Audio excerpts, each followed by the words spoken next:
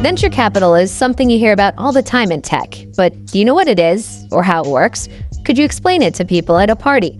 Well, if not, we got you.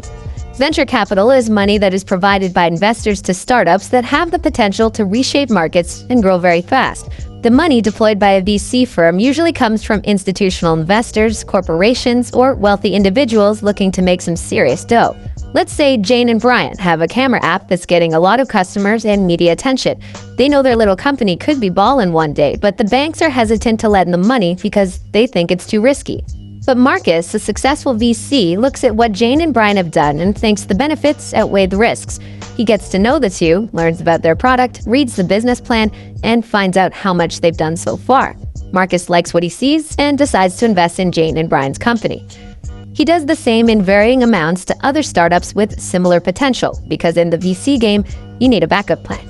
About 3 out of every 4 startups fail, so a VC has to make sure the projects that do make money make enough of it to cover the losses of the failures.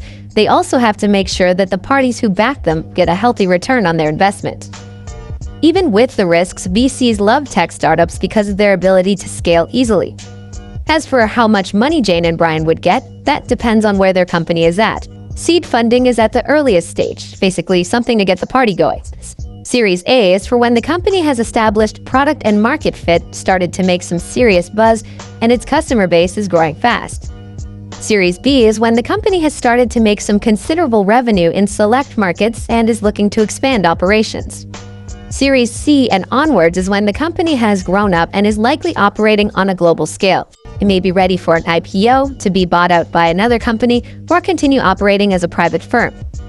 So let's say Jane and Brian have stayed in the game, gone through Series C, and are now ready for the next steps. They decide to IPO, making their company public on the stock market.